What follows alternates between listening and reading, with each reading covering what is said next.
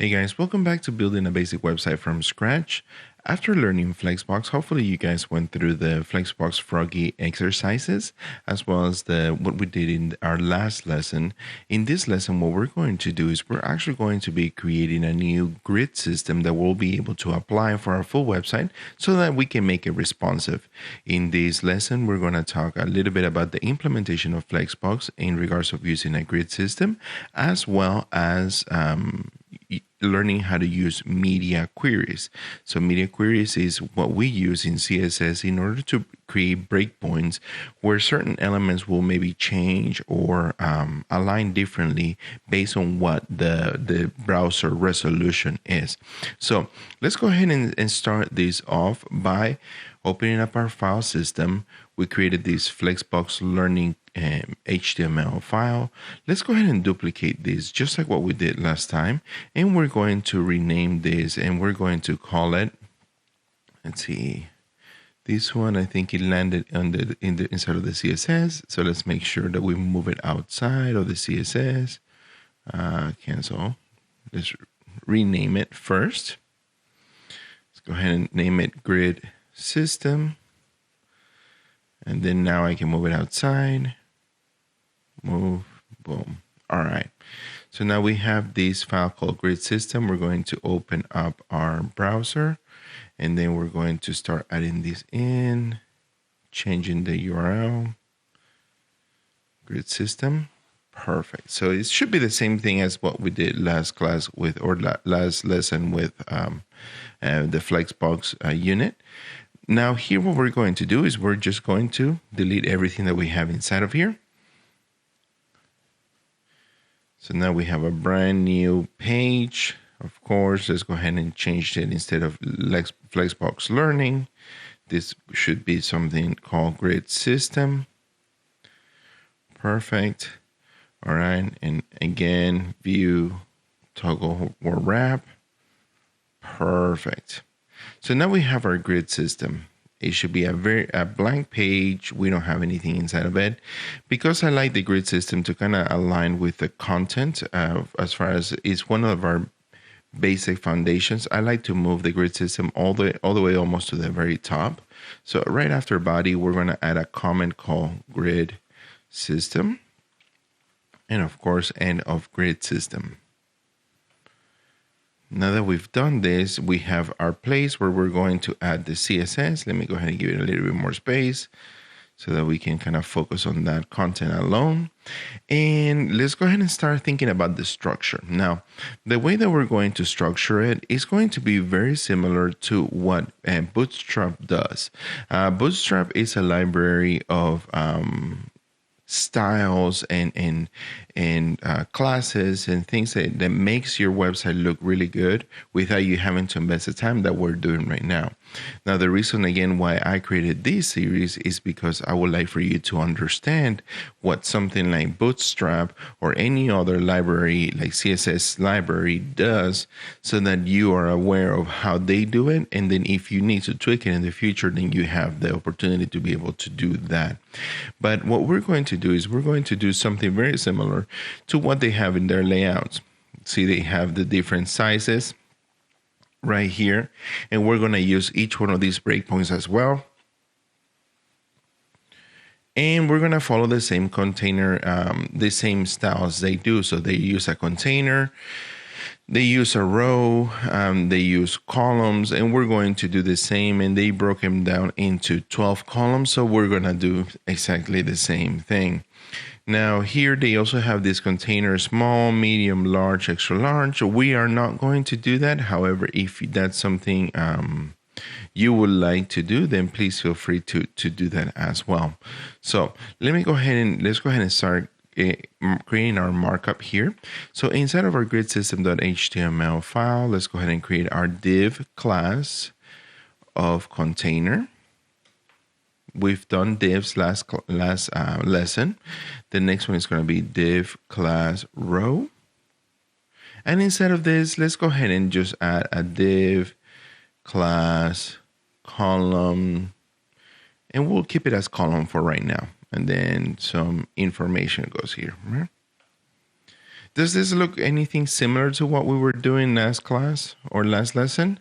If you think about it, if you look in here, we had children element of this child class here. So again, that becomes a parent itself. All right. So again, should look very, very similar to what we were doing before. If we go back here, then we have our container, row, and column. So let's go ahead and start adding them into our CSS. Right here. We're going to add the container, row, and then here we're going to add the column. We have those there. And I'm not nesting them just because it makes it easier. But if we wanted to, of course, we can definitely nest them. So container, row. And then we can do container, row, and column. The reason why I'm not nesting them is just to make it easier, because we are going to be adding lots of columns and lots of different styles. And I personally, when I code, I keep this very exclusive container, row, and column to the grid system. So I don't really add these classes to any other elements. So if you're going to do that, if you think that you might use something like container for something else, then go ahead and make sure that you align it to whatever works best for you. So, but in this case, again, just if you follow with me here, we're going to save this. We're going to save the grid system. And if we go back to our page, then you have this right here that says information goes here. Let's go ahead and we're going to zoom out a little bit. All right. So now that we have this, let's go ahead and add our, set up our grid system here. So in our container, we would like for our container to have a width of 100% because we wanted to span the full width of the browser itself. Then we're also going to add something, for example, we're going to add our padding to the left to be 1 rem and padding to the right to be 1 rem as well.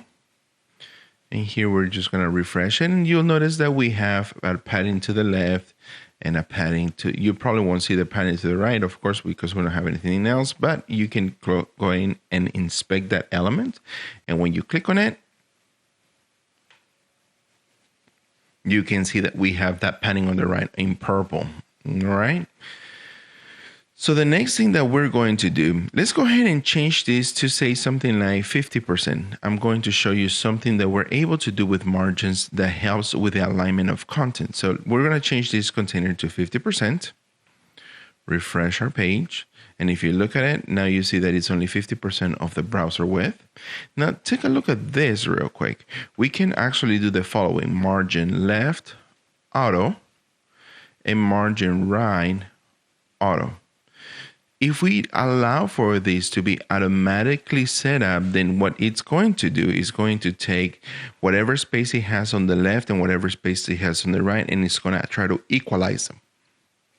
So what happens on our browser when we do that is, take a look, we refresh the browser, and what it does is that it centers that div. Divs, for example, we couldn't do center, like text align center, because it's not a text element. It's an empty element, like we talked about, just a container, like we talked about last video. So here, when we do margin left, margin right, that is how you align a div in the middle of your page. Okay, very, very important. Margin left, auto, margin right, auto. And that's what we had here. Now, in our case, we're just saying 100% width for right now.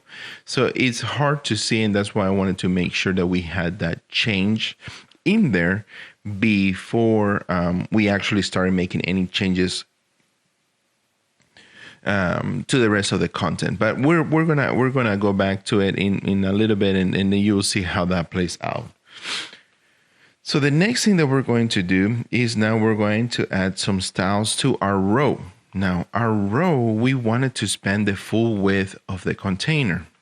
So here what we're going to do is we're going to do a margin left of -1 rem and a margin right of 1 rem. Then we are also later on going to add our flexbox so that we can make the different columns inside of this inside of this row to span as they should be spanning and kind of go next to each other. So I'll explain that in just a little bit. So we have our container, we have a row. When we refresh, because we added that margin left, margin right, then that is actually going to move that element and see that it's going to occupy that full space there as well. All right. Perfect. So we need to fix this. So if you look at here, you see that the margin right on the right, it has that yellow section. We shouldn't be able to see that. And that's because I forgot to do a -1 for our margin right here. So refresh this. And then we go in there and now it should be occupying the full space. So that's exactly what we wanted. And let's go ahead and go to our grid system. And let's go ahead and say grid. Let's go ahead and add 2 columns in here just so we can see them. Okay, information goes here, information goes here. If we don't have any styles, then they are actually going to occupy the full width of the space. And we saw that in the last video when we were learning Flexbox. So now what we're going to do with our row is that we're going to add our Flexbox Declaration. Because we want this to kind of really behave in a row, push all the elements to the top, and make sure that if we do have more than one element and that element, you know, maybe doesn't occupy the full width or occupies the full width and you add another one, then it kind of goes to the bottom. What we're going to do is first of all set up our display to be flex, our flex flow to be row and wrap, our justify content to be flex start, our align items to be flex start, and our align content to be flex start. With doing this, again, we're declaring that each row should occupy the full width of the container or the space that it's given to it, right? Because we're saying flex instead of flex, inline flex. We're saying also in flex flow that we're wanting it to be rows, right? And we also want it to wrap around. So if I put too many too many columns inside of it that doesn't really fit the space, then what it's going to do is going to wrap around to the next element or the next section within that row. Also justify content, again, pushing everything to the top, align items, pushing everything to the top, and align content, pushing everything to the top. When I said justify content, sorry, pushing everything to the left. I apologize, because again, remember, justify content works through the main axis, where align items and align content works on the secondary axis. So hopefully you remember that from the Flexbox video. If not, please feel free to go back and review that video. So when we go into the browser and refresh this, now you see that you have these columns next to each other here. And what's happening right now is that, yes, they are being placed in a column, right? We have column 1 and column 2, but there's not a lot of separation in regards of the content itself. So we need to create that here. So let's go ahead and do that. Now we're going to add some styles to all of our columns. And what we're going to do is we're just going to add padding to the left of 1 rem and padding to the right of 1 rem as well. What this is going to do is going to create that gap, or in print we call it a gutter, so that it has a little more separation between one column area to the next column area. All right, so now we have those set up in there. Now this is good, and if we keep on adding content, then if we keep on adding columns, then that's going to work out and kind of just wrap around to the right. But let's do the following. Let's go ahead and go into our Lorem Ipsum. Create a paragraph, for example. Let's copy this paragraph here. And let's go to our grid system. And what would happen if I add this paragraph here. I would like for you to think about that. If we refresh this, then it's going to push this to the bottom because, again, now this has enough content to occupy this space.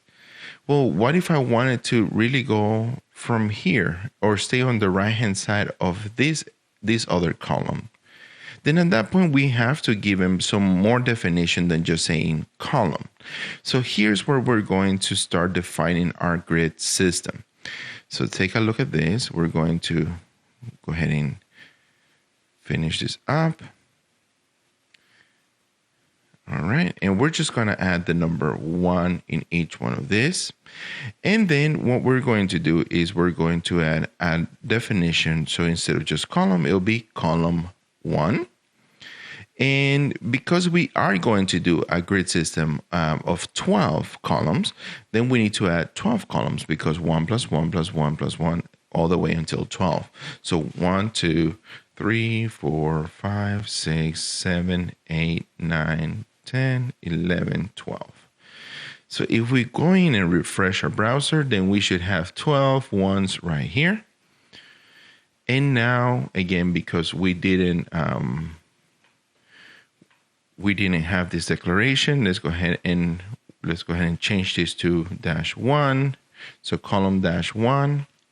And now we have the spacing for each one of these elements. Now, we haven't defined a width for these elements. And the way that you do that, again, in Flex is by using your Flex declaration, which you have your Flex shrink, Flex grow, and you also have your Flex basis. So let's go ahead and go in and add this here. So we're going to do Flex 0 because we don't want it to grow, 0 because we don't want it to shrink. And then what we're going to do is we're going to do the next formula. So for example, if we were to go in, right, and then we were going to do this, right? So we wanted, if we wanted to do this mathematically, then what we need to do is we need to take 100 divided by 12, and then that would give us something like 8.3333333%. Okay, and that will be our Flex declaration, right? So what this is, again, is going to be 100% divided by 12 will give us that 8.33333%, right? Now, remember, we're trying to create 12 columns, which, again, what we're going to do is we're going to create a class for column 1, column 2, column 3, column 4, column 5.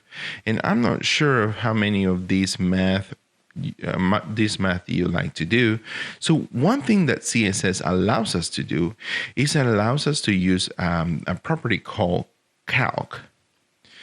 Calc allows us to be able to manipulate some of these numbers and these values. And again, it really helps out when it comes down to doing some basic arithmetic. I do have a video about calc, and I'll go ahead and link it in here so that you can also see that. It will be in the description below. All right. So what we're going to do is we're going to do calc, C-A-L-C, and then open parenthesis, close parenthesis. And then I'm going to, you'll see why. I'm going to open and close parenthesis again, and I'm going to do 100% space divided, or the /, and then space 12. And then after the parenthesis, I'm moving outside of the the inside parenthesis. I'm going to do space star, or that's the one above the 8. And again, that's to multiply. And then here I'm just going to do 1. Okay. And then the next thing that I'm going to do, just as a failsafe, I'm going to also add max width. And then we're going to copy this same exact formula, of course, without the 00 in front. And that's it. So if we go look at this is without it actually having any width declarations to it. And then we refresh, and now we have our first row with our grid system with one column each. So now if we go in here and we copy this, for example, content here, and we go into our grid system here and say, for example, we add it to the very first one. Save, go to the browser, refresh. It keeps that same column regardless of the content. And that's the beauty of having a grid system.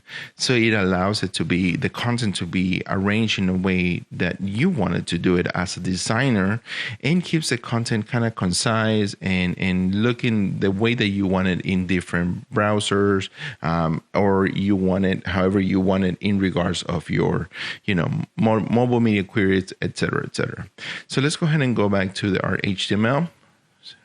Reverse that, and let's now go ahead and create the column 2. Let's go ahead and we're going to add a new div container class, container div class row, and div class call-2. Now if you think about this, again, if we had 12 ones, right, in order to create the 12 columns, then we'll need 6 twos so that we can create the column 2 here, right? Because we have 2, 4, 6, 8, 10, 12. All right. We want to try to get as close to 12 so that we have that we know that it fits the full width of the container. So now we have this. We don't have that declaration in place. So again, you have all your twos kind of looking next to each other. And just for simplicity, we're going to copy this column 1, column 2, and instead of multiplying them times 1, we can multiply it times 2. Again, trying to keep it very simple, again, using the same calc function. And that's why I did the double parenthesis. And here I could have just done this, right, without having the multiply times 1 and just do it with a single parenthesis. But the reason why I did it the other way is because it helps me kind of create that structure and makes it a little bit easier for me to be able to create this grid system. So now when we refresh, again, you have your column 2 right here. If you look at your column 2, we have a new container, right? And we have a new row. And in that row, we have this column 2. See? Now, the idea of the container is for it to actually help align, to define separation between each content. Later on, if you want to, you could potentially add, say, for example, to your container, something like a padding bottom of, say, 2 rem, right? Or margin bottom of 2 rem. And then that way you can have some separation between your top container and your bottom container, right? But again, that's the reason for the containers too. So each container should contain a section or a group of objects. But what if you wanted to move this row and wanted to be part of the top container? You can do that. So you could actually just go into a row here and then paste it inside of this container here.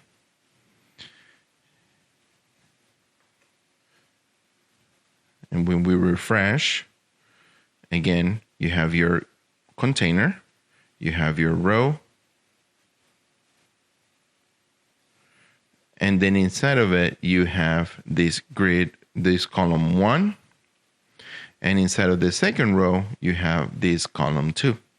And we can do the same for our column 3, 4, 5, 6. So let's go ahead and start doing that as well. So let's go ahead and we're going to create the class row down here. Class row. And then we're going to create our column 3. Column 3. And again, if you're good at maths, then 3, 6, 9, 12. So you only need 4 of those. If we refresh this, then you have, again, the same grid issue that we had with column 2. We're going to go to column here. We're going to copy this column. And then we're going to name this column 3. And then instead of multiplying it times 2, we're multiplying it times 3. And then when we come back to the browser, you'll see that, hey, these are aligning here. Hopefully you're seeing how they are aligning next to each other as well. Our column 2, and then we have our column 3 as well with their specific space. Now, later on, I'm going to show you how we're going to make this responsive, but I want to point something out. Notice that if our column 1, column 2, column 3, we keep on doing this panning left, panning right, panning left, panning right, and we're copying that over. What if later on, because of our typography, we wanted to change that instead of being 1 rem to be maybe something like 14 pixels? Right? Then that means that we will have to change each one of these declarations here so that it can take the same effect. Once you start noticing that there's a pattern as you're designing or doing your CSS or later on when you're doing your JavaScript, then it's best to kind of consolidate that in one single either function or one single declaration. So in our case, what we're going to do a declaration that captures all of this, and we're going to do call -1, comma, call -2, comma, call -3. And because we know that we're going to go all the way to 12, we're just going to go ahead and add those there as well. Call -5, and then call -6, comma, and I'm going to move to the next line. Call -7, call -8. 9, 10, 11. Perfect. And now here we're going to add our padding left to be 1 rem and our padding right to be 1 rem. We're declaring that. And since we don't need that anymore in the column 1, column 2, column 3 declarations or individual declarations, let's go ahead and remove those from there. Perfect. And since we know kind of what we're going to do, let's go ahead and copy this column 3. And again, we're going to change this to 4. And again, we're multiplying times 4. This will be 5.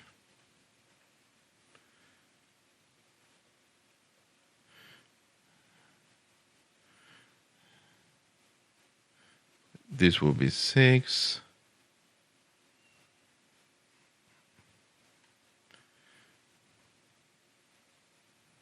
7.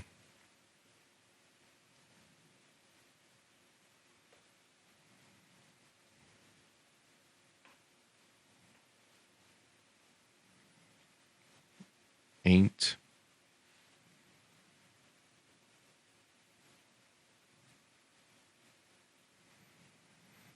9.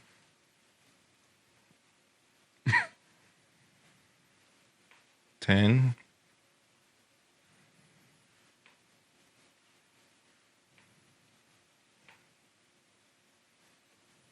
11.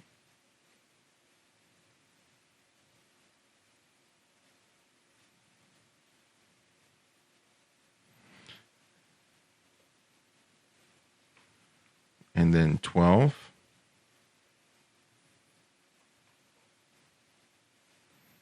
Right? And let's go to the grid system and create those columns, those rows as well. So div class row, div class of column 4. Again, you only need 4 columns here, right? 3 columns, right? 4, 8, 12. Now, here's where we're going to start matching some of these up. So, for example, now you have div class row, and then you have a div class of column 5, right? Now, this class of column 5, you only have 2 column 5s that can fit into 12, which that means that you would also have to add a column 2 so that you can complete these column this row to fit up to 12, correct? So you have 5, 10, 12. We're going to do the same thing with 6. So again, we only need 2 columns that have 6, 2 divs that have 6 columns in them. I think that's a better way to understand this. 6 columns. If we do 7,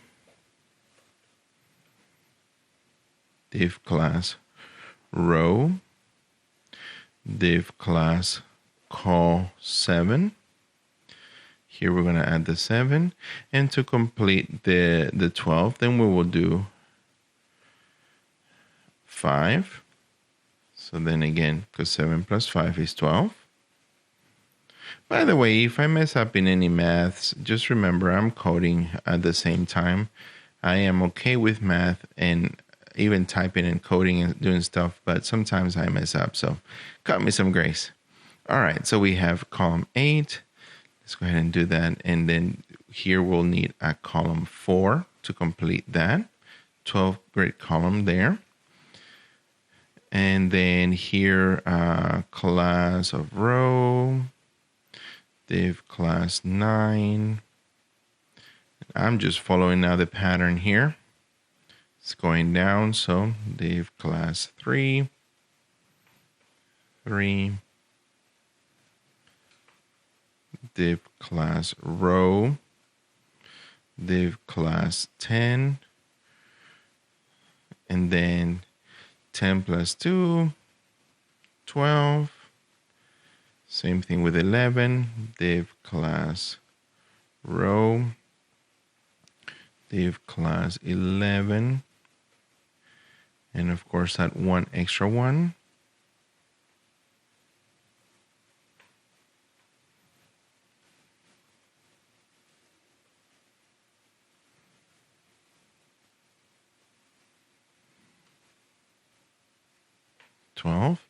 And of course I stopped doing this call 12 for some reason.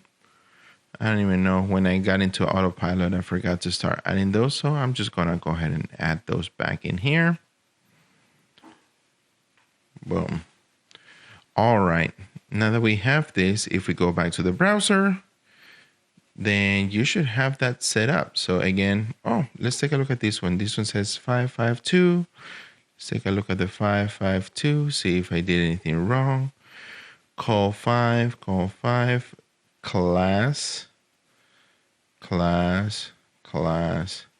You know, that's one of the most interesting things is, you know, the spelling of certain words. Sometimes that throws me off a little bit, and you might see errors like what you just saw here. It's always good to go back and look at your code, seeing if there's a misspelling.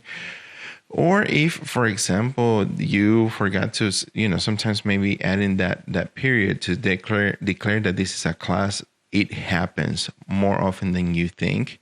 And it's good to kind of be able to kind of look back and catch where that kind of would have gone wrong, right?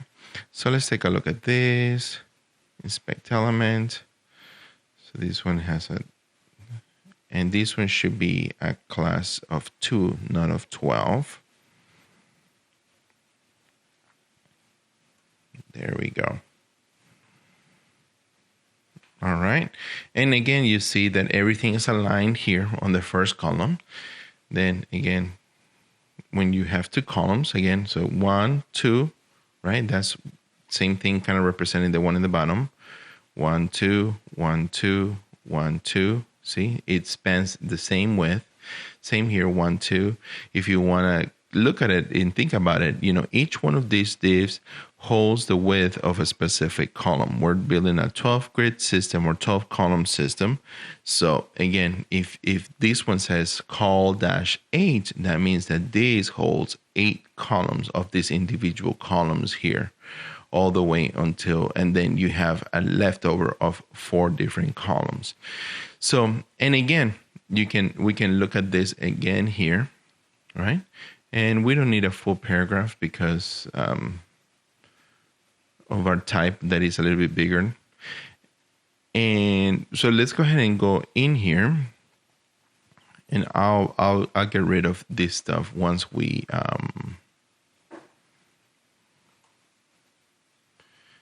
I'll get rid of this stuff later on, so you don't even have to do it if you don't want to. I'm just kind of showing you what it looks like, right? So give me a moment. I'm gonna go here to the column 2. Same thing for column 3, column 4. I'm gonna put this one in the middle. I'm gonna put this on the second one. Same thing, I'm gonna put it on the first one.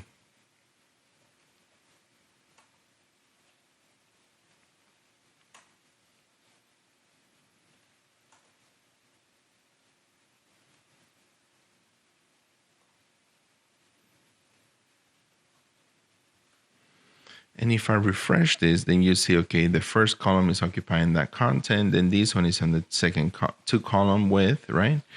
3 column width, 4 column width. Again, this is on the 5 column width. This is on the 6 column. So the importance of a grid system, again, is to organize content. We as human beings try to make sense of the world around us. So looking at the content and kind of have some organization where you can read it vertically, right? If you have everything is 3 columns and then you change something to say is 5 columns or 4 columns, then whatever breaks the pattern will be more recognizable and will have a higher hierarchy and in recognition and as far as the interest of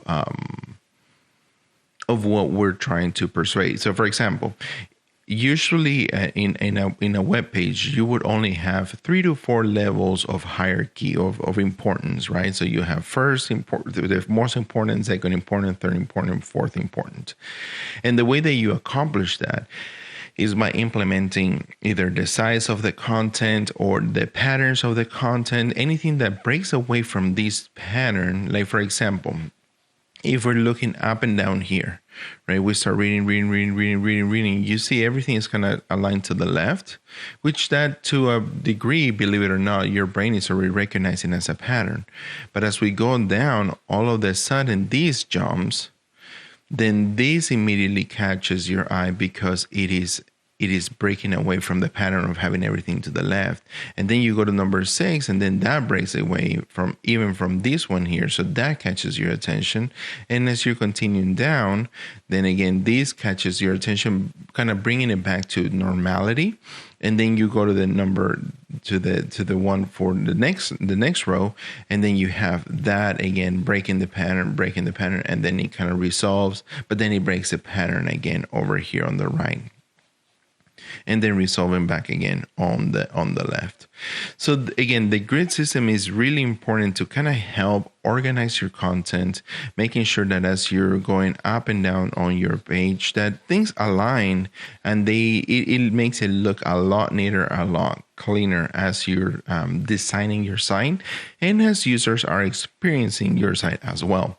So here we go. So we have this grid system that we created. Let me go ahead and go back and change these, because we definitely want to try to keep it as simple as possible, not have to push the content down. All right.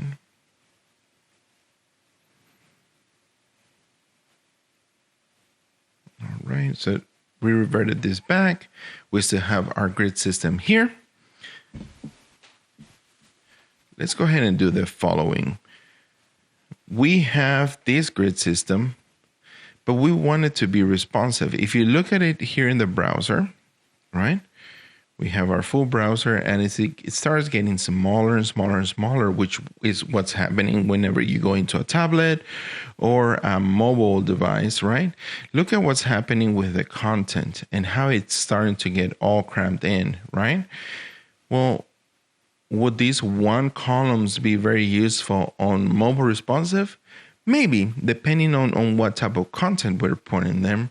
Maybe column 2, but what if I wanted these column 1s that whenever we hit a specific breakpoints, they turn into column 2s, or they turn into column 3s, or turn into column 4s? So I'll show you how we're going to do that.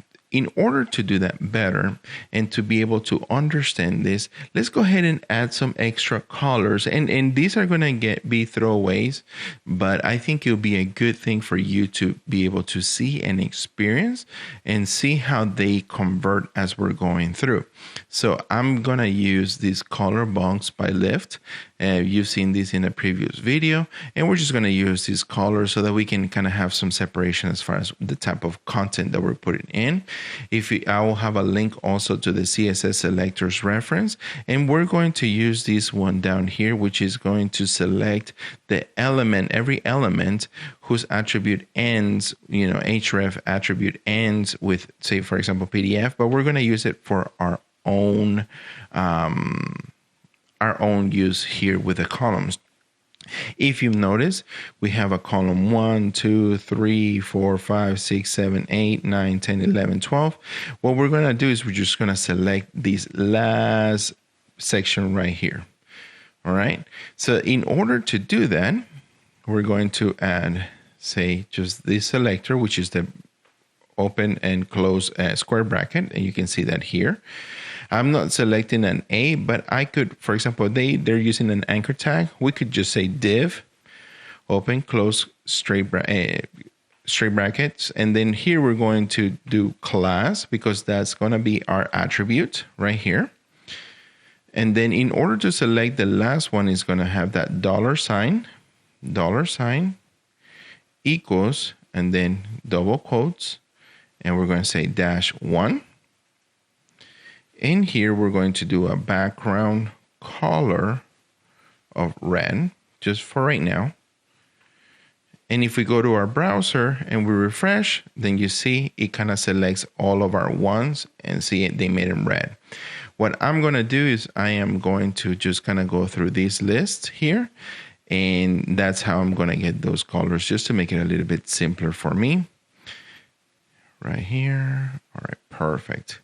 And I'm going to do 2, 3, 4, 5, 6, 7, 8, 9, 10, 11, 12.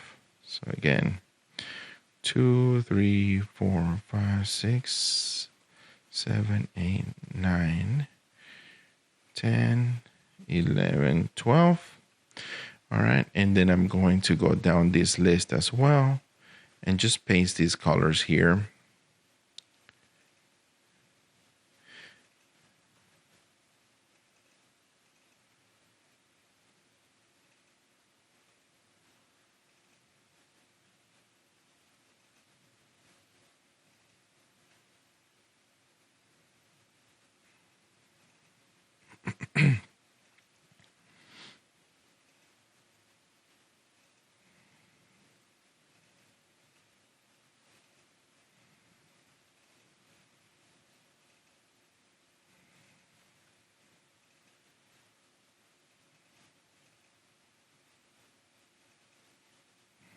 All right.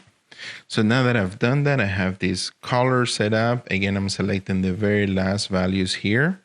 So again, this CSS Selector reference is really, really good. I don't have everything memorized, but it's always good to kind of go through here and look at it and seeing what applies to what you're trying to do, right? So we're going to go to the grid system here. When I refresh, then you have all these really nice, pretty colors here, and they kind of show you the grid itself. So now we're going to start talking a little bit about mobile responsive. Now, these selectors that we have added here, let me go ahead and close this because I don't need it.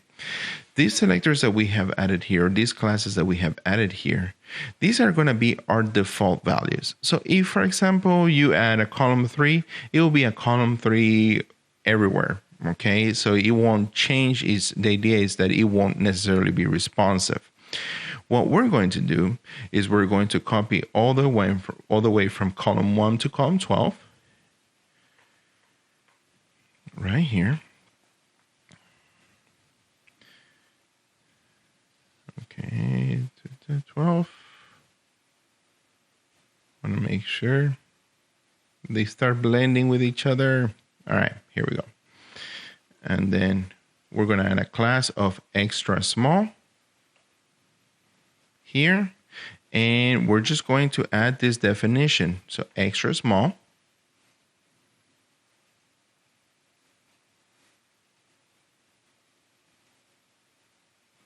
In front of each one of our columns. And this is going to be our default value if we wanted that to be the case. The reason why we're doing this is because we're always working from a mobile responsive standpoint. So what's going to happen is that this right here, right, the extra small is going to be, we're going to think about mobile first and then going forward. So let's go ahead and change this to extra small as well. That we can add this extra small here. And I know this is going to take a little bit of time, but once you catch the concept, then you should be able to replicate this a little bit easier.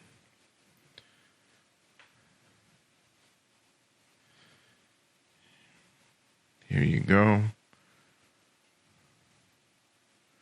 Going through these changes here. Everything in both coding, HTML, CSS, everything just kind of takes its time, and you have to kind of know what you're doing and learn from a starting point and then kind of building up. And that's why right now in this process, probably you have felt that maybe things are going a little bit slower than you would expect. But again, it's just trying to understand the concepts, because as you're progressing in your coding knowledge, then it makes it easier to understand why things happen later on, rather than trying to skip steps, right? If we go back here and we refresh this, again, what happened? We lost all of our padding because, again, if we go all the way to the top right here, we only have these columns set up. So we need to set up our extra small columns here as well.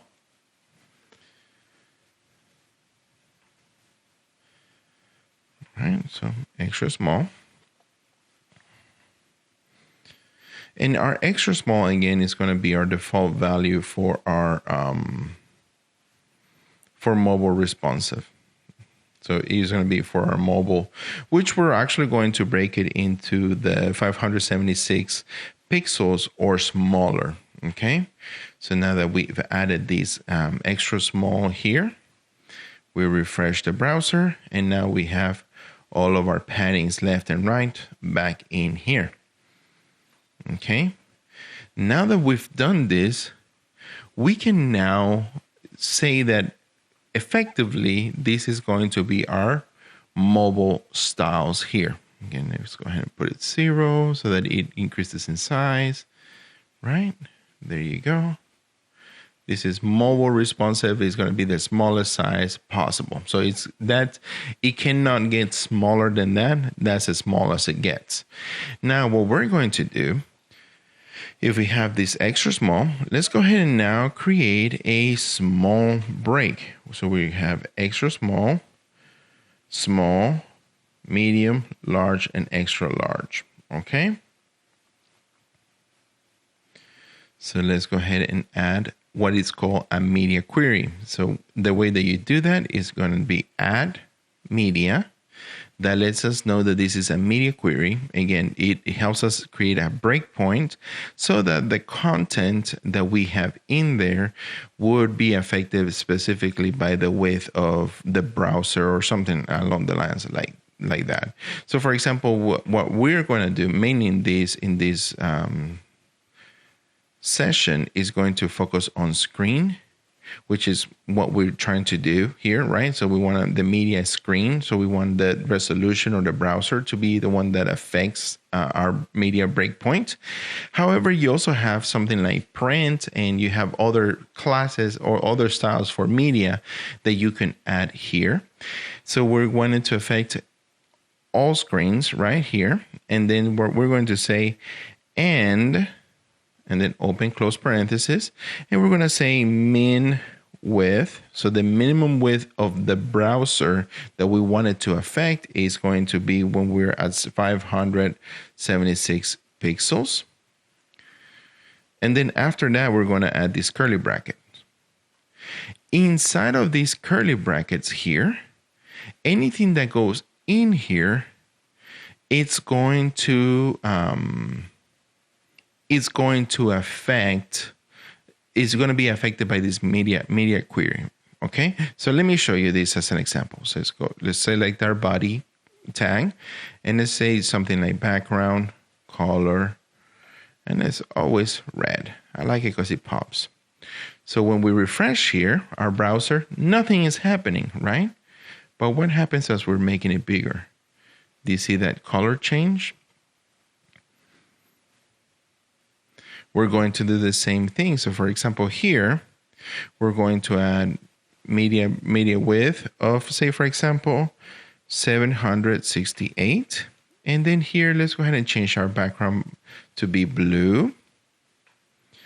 And then we're going to do the same thing here for 992 pixels. 992. And then let's do yellow. And then our last one, let's go ahead and we're going to make it 1200 pixels. These are going to be our media query breaks. And then here, let's go ahead and do purple. All right. When we go in here, again, we refresh. When it's in mobile, it doesn't have a background color. We make it bigger, then it turns into red. We continue making it bigger, then it turns into blue. Continue making it bigger, it turns into yellow. And as we continue, then it turns it into purple. So now you see kind of where each one of those media breaks are happening. And it just kind of gives you an idea of where things are, what's happening in each one of these areas. So what we're going to do, we have this media, right, screen. Let's go ahead and change this. And we're going to copy this extra small into our media query here. And instead of doing it extra small, cancel, we're going to change it to small. All right? Small, small, small. Stop it. All right. I'm moving too slow for my computer. It wants to give me information that I don't need right now. All right. Here we go. Small, small. All right, here we go. And then small styles. What did I call this one up here?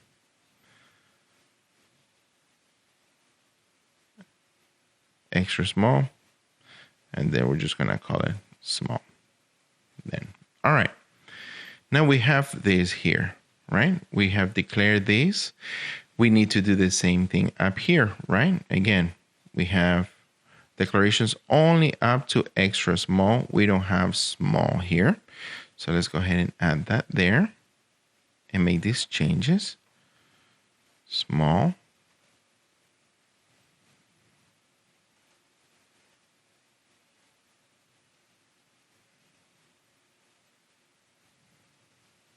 So that these can also have the padding to the left and to the right.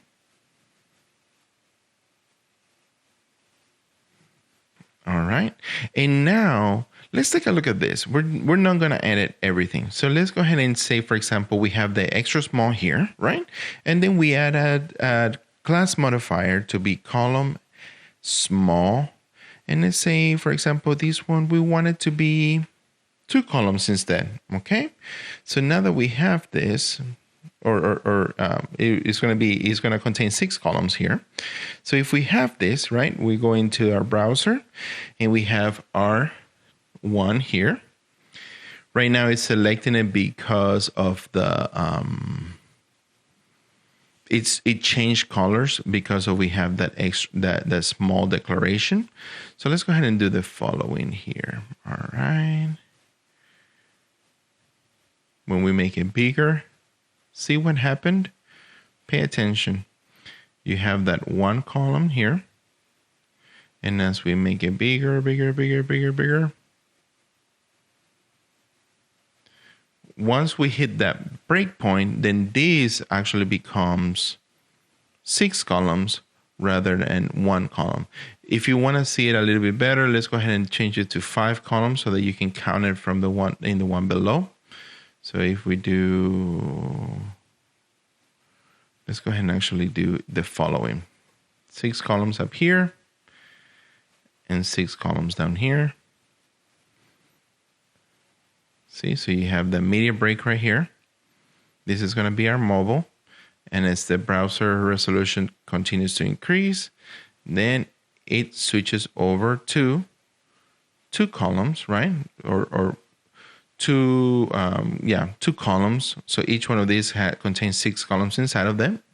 See, so you have 6, 6, and you can count it 1, 2, 3, 4, 5, 6, and then the next one 1, 2, 3, 4, and use your imagination 5, 6, or just use these 2 in the bottom, and then you'll see that this becomes 6 and 6. Now, why would you want that, right? Again, think about the content that you're trying to put in place here. All right, so let's do the following.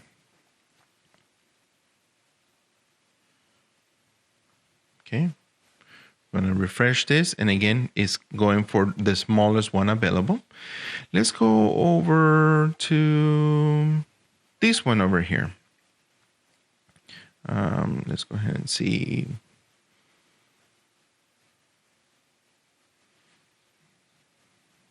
Okay. Call small 6. We're going all the way to the very bottom, right? And we're going to duplicate this. And so that you have a little bit more of information, let's go ahead and add this sentence to the first one.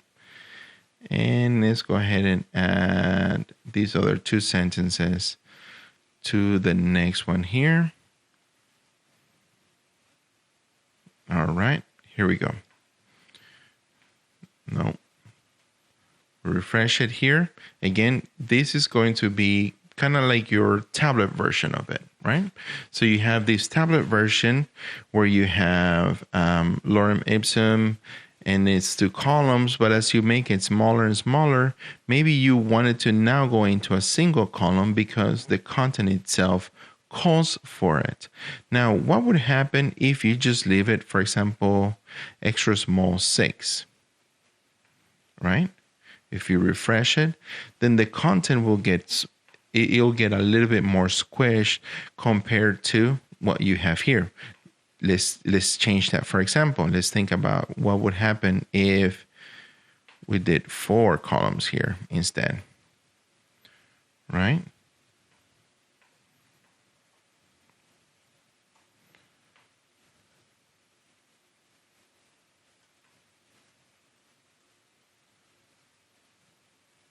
Over here, copy this.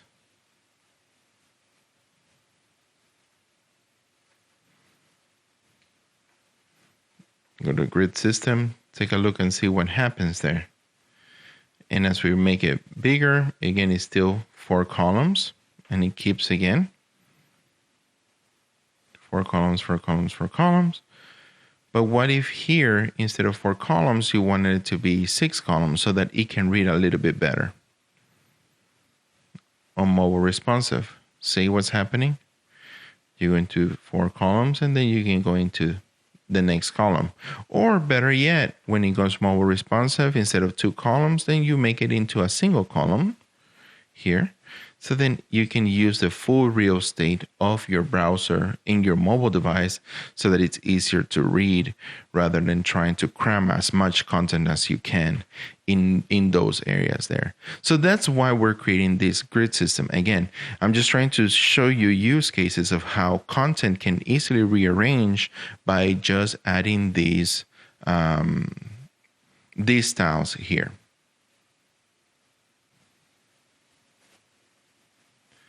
Now that we've done this, let's go ahead and also do the same thing for the next media queries.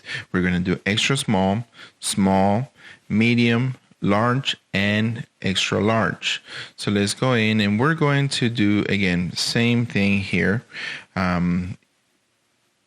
Copying this over. Small, so this one is going to be medium, large, and extra large. So now let's go ahead and do MD for medium.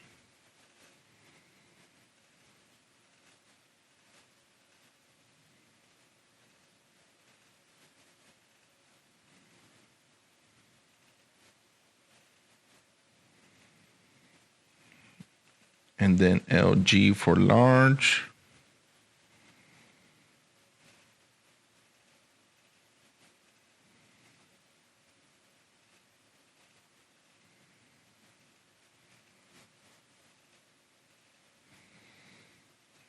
And then XL for extra large.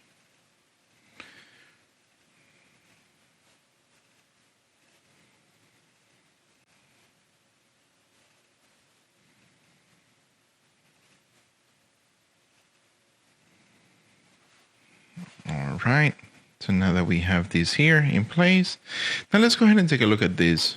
See what happens if we go in and remove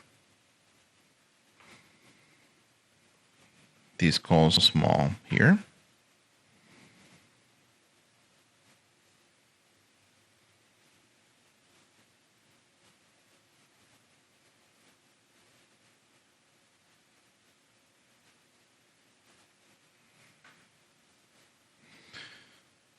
And we refresh here.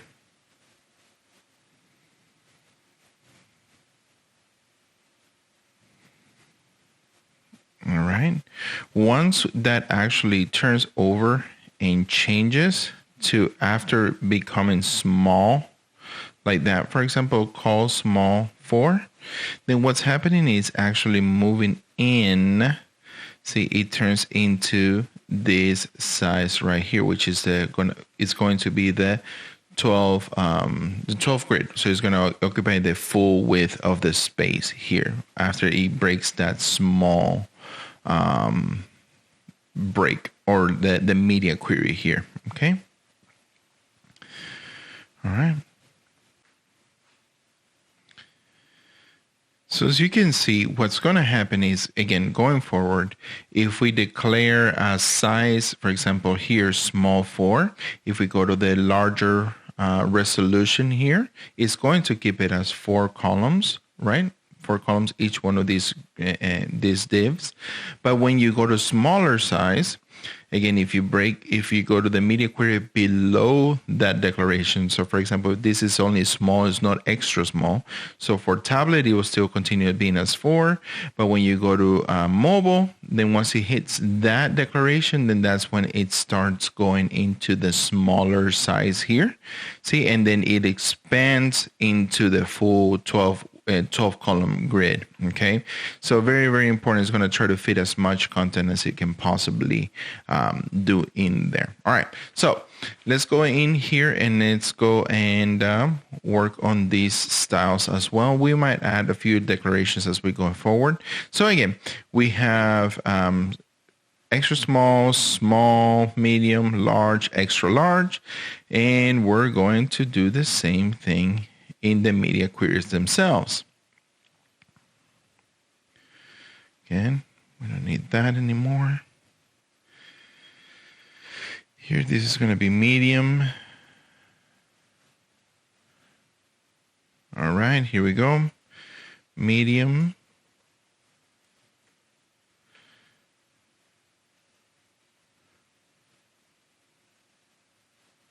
Medium, medium, medium. Medium, medium, medium, medium, medium, medium. And then we're going to do the same thing over here. We're going to do the large and extra large on the next breakpoint. So again, we have the media screen admin width 768. And then for the large is going to be the 992. And then the other one, the extra large, is going to be on the 1200. So let's go ahead and add those comments here as well. Extra large.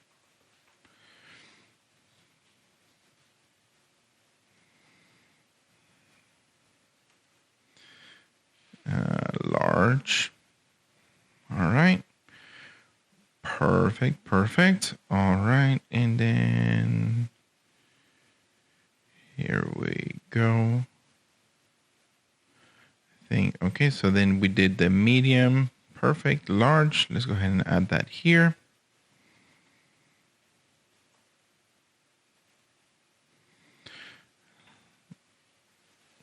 Large, large,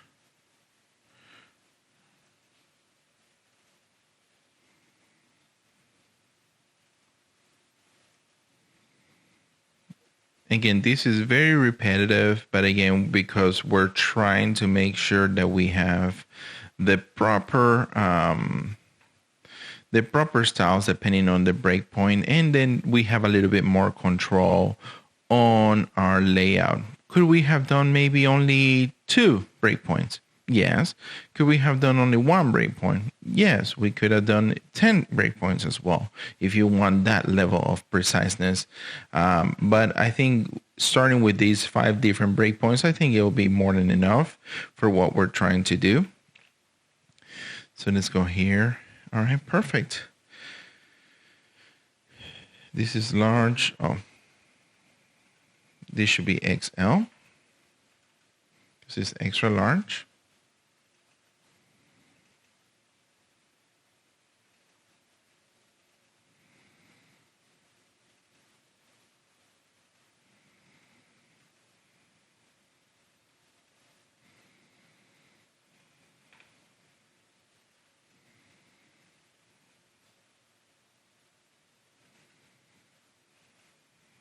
Perfect.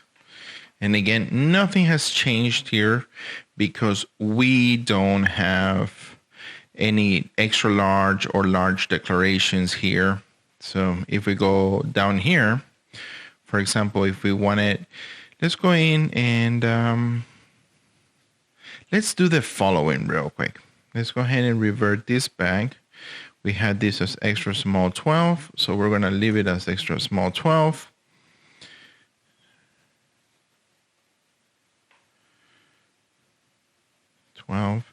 And let's go ahead and kill these 2 styles here, or these 2 divs here. Perfect. Refresh that. Okay, so that looks very similar, right? So then let's go ahead and we're going to create a new container.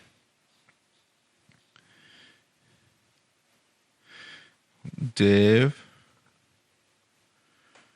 class container. Div class row and div class call, and let's go ahead and do the following: extra large. Let's do something like 4 extra large. Okay, and then what we're going to do, save that. Let's go ahead and open up our Flexbox learning that we did, the file that we did last time. Here we have an image. So we're going to kind of copy a lot of these content so that you can see how we can manipulate this type of content here. So here we go.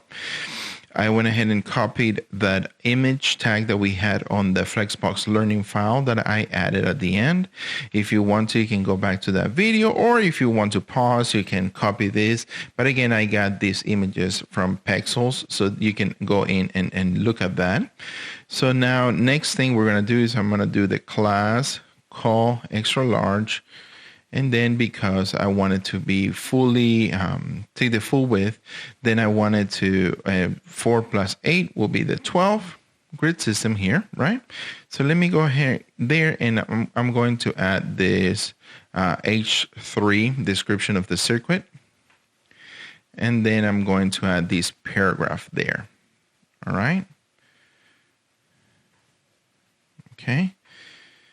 So now I have this container with these 2 columns here, right? Very simple.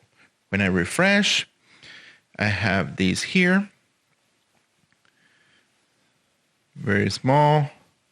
When I go to extra large, then you can see how they are next to each other.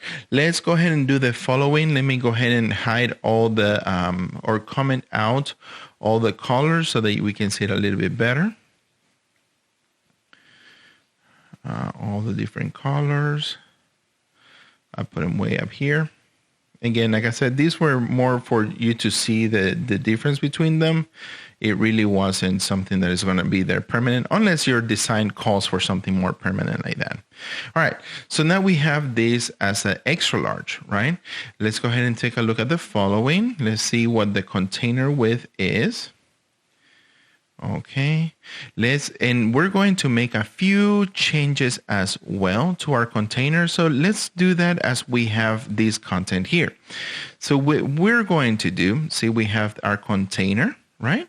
And we did a lot of changes. So, but we don't want the container to be 100% width all of the time. So one thing that we could do is, again, also do styles for the containers. And let's go ahead and do the following. Let's do add media, screen, and min width. And then we're going to do the first breakpoint that we had done before, which is a 776 pixels, right? And then let's go ahead and add the container styles there. And then what I'm going to do is I'm going to add a max width of 576 pixels. I don't want my container to go bigger than that. And once it hits that media query right there. So let's go ahead and do that for the rest of the media queries as well. So it's going to be 768 pixels, 992 pixels, and then 1200 pixels. Now that we have done this and we're doing these declarations here as far as a max width, now you understand why we wanted to make sure that the container aligns to the center of the page. So you'll see that real quick. When we save this up, again, we have all these media queries for the container, again, different breakpoints. So now if we refresh this, look at the size of the container. Now it is actually fitting in the specific width here because it's beyond 1200 pixels. If I were to now make it responsive, right? See, you see how it actually keeps the same size. And once we hit that border right there, once it goes to the first breakpoint, then that's when we have all these changes happening. So in order to better see these changes, let's go ahead and go into the grid system again. We have the extra large to be 4. Let's go ahead and do something like call large 5. And we're gonna go down one step at a time. Okay, call large 7 will be here. Perfect.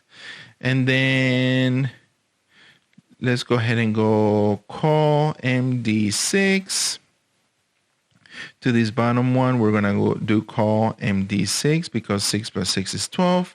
Again, I'm trying to get to the 12th column here, right? So it occupies the full space. Call MD7.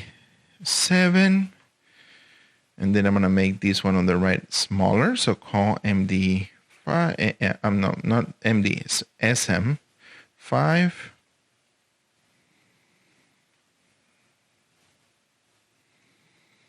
SM. And then here I'm going to do call extra small. And then I'm going to do, this should be 7 up here. And then call extra small, I'm just going to make it 12 for both of them. All right. All right. So once I save this, again, this is our extra large. Once it hits the next breakpoint right here, see how it switched? It switched, made that next change. And as we're coming smaller and we hit the next breakpoint, it switched again and it changed. Now we're about 50-50, 6 columns, right? See that? 6 columns and 6 columns. As we get smaller and smaller and we hit the next breakpoint, then it changes again. Again, now we have this one that is going to be, what is it? Supposed to be 7. So I guess probably, yeah, 7, because this is where 5 starts. And then here we have, when we go to the next breakpoint, which is going to be the extra small, then it's going to make it into 12 columns. So if you can, as you can see, just by adding these different breakpoints right here, right, these different breakpoints on on the styles, right, for the container, as well as the breakpoints that we have here on this content here, right? Then we can effectively kind of rearrange the width or the space that certain content holds on the page as we're hitting it from either desktop all the way to mobile, right? You can see that there as we're making it bigger and then we're making it smaller, and vice versa. Now, what would happen if we wanted this to be full width? I know that we have a container, but what if we wanted the container to be full width? Then we can do something like adding a different class and call it container fluid. Now, this container fluid, what we're going to do is we're going to add this here, container fluid. Because I want the same styles as the container goes. When I refresh this, now because I said 100% and I don't have any changes on the media query, it will be fluid, meaning that from left to right, that content is going to continue changing, but it's going to always be 100%. Whereas you can see on the top portion right here, it actually is still framed. It has that space next to it. So let's go ahead and do the following. Let's do, I'm gonna copy that color and then do container. We're not gonna use this one here, so let's go ahead and add it up here as well. Container is going to have a background color of that.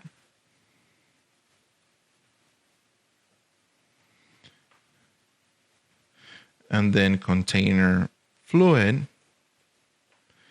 is going to have a background color of this other one. It's just a little bit darker. All right. When we refresh this, then you can see the difference between the two containers. See? Right now, my browser is expanded to about 1900 pixels. And see, it expands the full width, where the container itself just kind of holds the content within the main area right there. And then as we make it smaller, smaller, smaller, the next breakpoint hits right there, and it hits. And then all of a sudden that switch happens, and we go to the next breakpoint, switches, hits, and then again makes the container smaller, right, to hold that content. But when you do fluid, it doesn't matter what media query it hits, it continues being in that space holding 100% width. So that's something that you might want to consider in adding. If you wanted to have, say, for example, maybe a rotating banner or something like that on the home page, and you wanted that rotating banner to take up the full width of the browser window. So then that's a way to use your breakpoints. Now, because our breakpoints are not attached to the container itself, meaning that we don't have dot container dot row dot call -1 or extra small or whatever it may be, because we don't have them attached and nested inside of each one of the styles, then the containers themselves or the columns themselves, as long as they're inside of a row, then they are going to occupy whatever space that row allows them to occupy. That's why we're using percentages here rather than using something like 200 pixels or 300 pixels or even REMs. We're trying to use percentages so that we know, okay, this is how much this can expand. This is how much it should expand to whatever number. Okay, so then here we go. Now, you may be asking yourself, well, this is a lot of declarations for these containers in order for me to add just some styles there, right? Well, how about if we do something like this? Let's go ahead and get rid of this. Because I know that I want it to be a 2-column layout when I'm on both desktop and tablet, how about I do something like call small 6? and call small 6.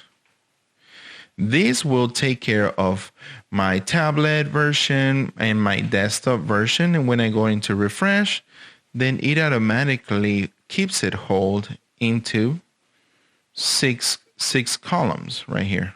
Take a look at this. Only with one declaration, I've made it already stand that all those different browser or media query breaks, right? Let's go ahead and change this thing. Instead of container fluid, let's just change it into container. And now you can see again, each one of these breaks. See, still keeping it at 6. And then when it goes to the mobile, then here you go. It goes back to 12. Only with one style, I could make those two changes. Well, what if I wanted, for example, then when it goes to small to actually go to 12, but anything beyond that when it's desktop, then I want it to be 6 columns. Then call MD6 here. See, now we know that when it goes to tablet, it will be 12 columns. And when it goes to desktop, it will be 6 columns. When I refresh this, looks about right. And then once we hit the next breakpoint for desktop, then that's when we see that size change in there. Okay. Hopefully this is making sense and how you're using it. I would suggest playing around with them. Now, one thing that I do want to show you is you've seen me go from small to large from left to right, but it doesn't matter how I put these classes here.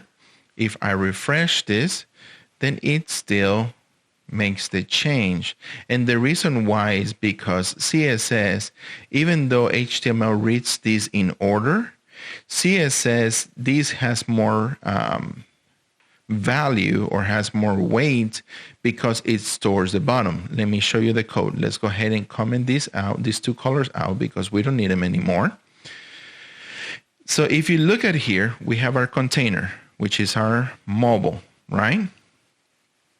When we go in the next break, again, we have tablet, desktop, and then it starts getting bigger here, right? Like usually it would be like tablet portrait, tablet landscape, and then we have desktop here, right?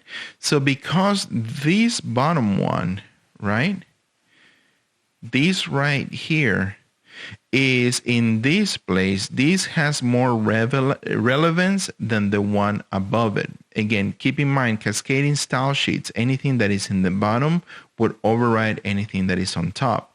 Because we're using the same selectors here, the class container for each one of these, then this bottom one overrides the width of the one on top. That's why when we go in here, save this. That's why when we go in here and we make this bigger, see, it still holds that space right there because now we're at 769 pixels. But once we hit the next breakpoint, then it changes it into 992 pixels. So that's why you see that take that relevance in regards of the styles. That's why we also started with the call 1, call 2, call 3, call 4, call 5, and etc. And then we started with the extra small because we're starting from mobile first, and then we're overriding those by using the small, medium, large. Okay. So that's, again, another way that you can take advantage of CSS so that it can create these layouts and styles. And that's why we did them in this order. If we were to, for example, you don't have to do this. You can just look at my screen. If we were, because we still have this media screen here, this media query, then it will still kind of affect anything else that we have before it, because this is very specific. It's almost like if you're loading a CSS file just for that breakpoint right there. So that's why we're doing this. What I was going to try to do is move these columns into, move these columns medium before the extra small or even the small. And to show you how to do that, but I think you'll just overcomplicate the code. It'll make it a little bit harder to read. And really, again, the idea to understand, again, is that anything that is in the bottom, as long as it has the same class selection, it would override anything that is on top. So that's why, for example, just better to show you this way. We have this body tag on line 13. Background color red, right? And if we refresh, of course, we have that background color red. Let me go ahead and add it all the way to the bottom, the next one. Say we're adding this again, body, background, color blue. And if we refresh this, now it turns blue because, again, this right here is towards the bottom, so it is overriding the one that is on the very top on line 13. So now we come all the way to the top and we're going to remove this background color. Okay. And then we refresh and then it's no longer there. Okay. And now that we have done this grid system, these fonts looks a little bit too big. So let's go ahead and make a few changes to it. We're going to change in our HTML, something like maybe 16 pixels. And then we're going to change this maybe to 0.25 so that the increase is not too big. And let's try that out. Let's see how that looks. Now that we refresh this, again, we have this here. This is our H3, our paragraph tag. And then if we make this smaller, again, from big size to small size, that's looking a little bit nicer. I think that would be a little bit better as we're working on the styles for our type. Then take a look over here. So if we go back in here into our grid system, we have our grid system in place now. Let's go ahead and open up our template. And our template, we have over here our main content. Let's go ahead and add our grid system to it. Let's go ahead and do div class of container with a div class of row and a div class of, we want it to be 100% width, so call extra small 12. All right. Then what we're going to do is we're going to cut this out of this place here. And then we're going to add it all the way to the bottom, right at the end of main. There you go. Very good. And then we're going to select the rest of the content here.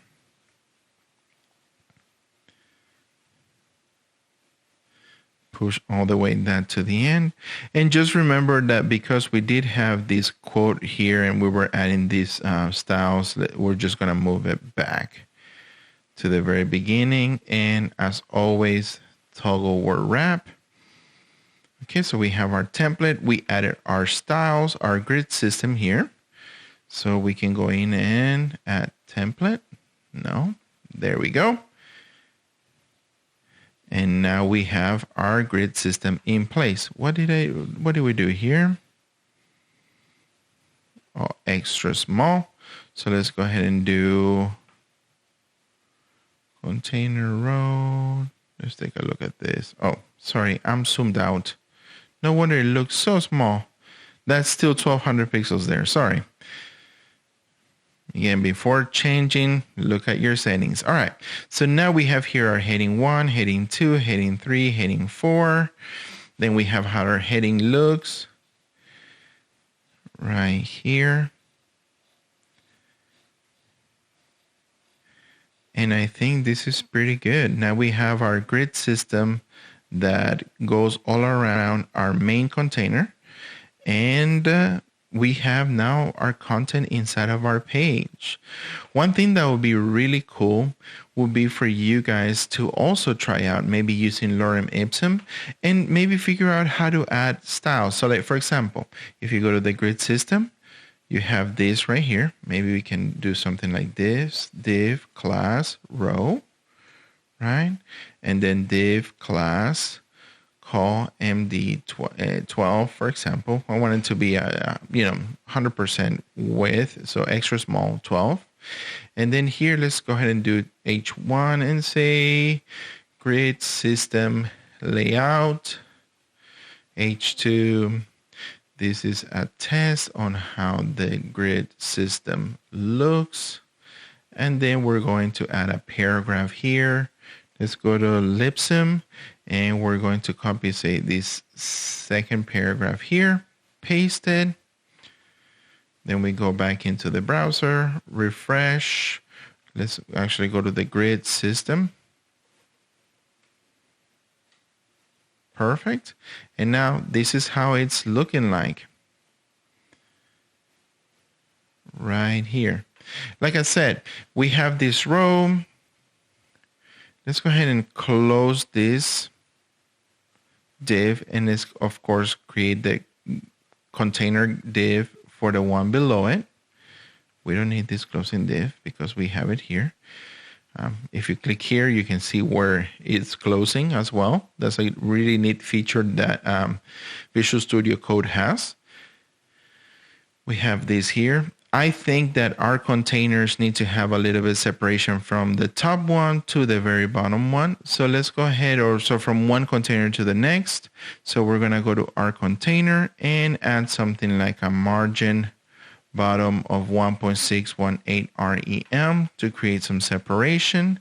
And now you see that it created a little bit of separation between this content area to this content area down here. All right. And then if I were to go back again to the grid system up here, and I could comment this out or I can delete it. Let me show you how to do a comment on HTML. I'm not sure that we have done that in the past, but if you look in here, I can do an inside of the less than sign right inside of the first tag that we want to comment out. You can do exclamation point dash dash, and then you do a space. You see this, and it turned it, in our case, it turned it green because it shows that it's a comment. So exclamation point dash dash. And to close that comment out section, then you will go to the very bottom of wherever you want to close it, and then you do space dash dash.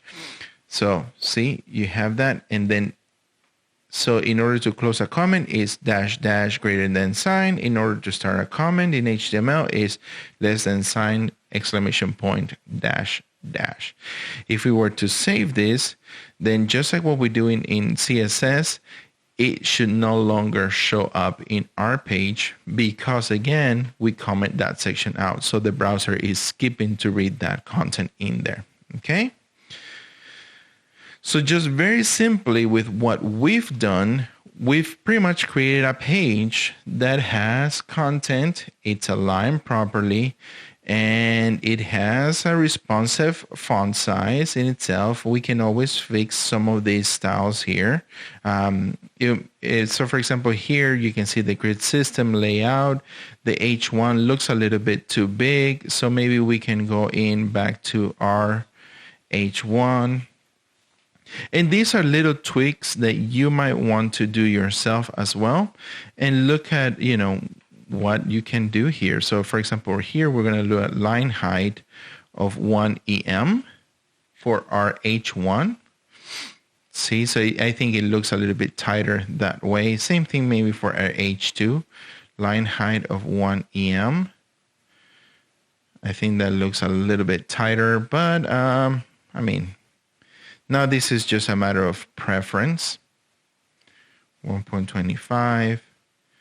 And again, whatever works for you, then you can do that as well. So for example, here we have our H3.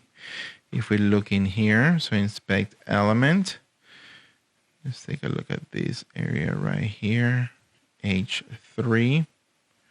Okay, perfect. So now we have this H2, H1, we made those changes. We have the H3, which I think it looks good. And as we make this bigger, you can see how it's looking. I think this looks pretty good. And I think it's a good start as well as far as the content goes and the styles that we're adding to our type. So again, this is all evolving. Once you have a layout that you like, a system that you like, then you just kind of start spraying it and start making tweaks and changes to it. So here's where I'm going to stop the video. Where again, in this video, we talked about media queries. We talked about calc to create a grid system. We talked about the different breakpoints that we use. I added changes for the container as well. And then we also talked a little bit about we made some changes to our type as well. So in the next video, what I'm going to try to do is we're going to try to talk about the template. We're going to try to make some changes to our header area so that we can have a navigation already in place for our little website. And I think we are getting there. I think our site is looking really good. Again, this is just starting points. We're definitely going to continue building on this as we start adding some other styles for like, you know, different interactions, our footer area as well. So next video, we're probably going to focus on the header area, and then we're going to create a small video just for the footer area. And again, you could also create the footer area just using the grid system, and that's probably what we're going to do in our case. But again, just keep that in mind, everything that we've talked in this section. If you need to review Flexbox, please do.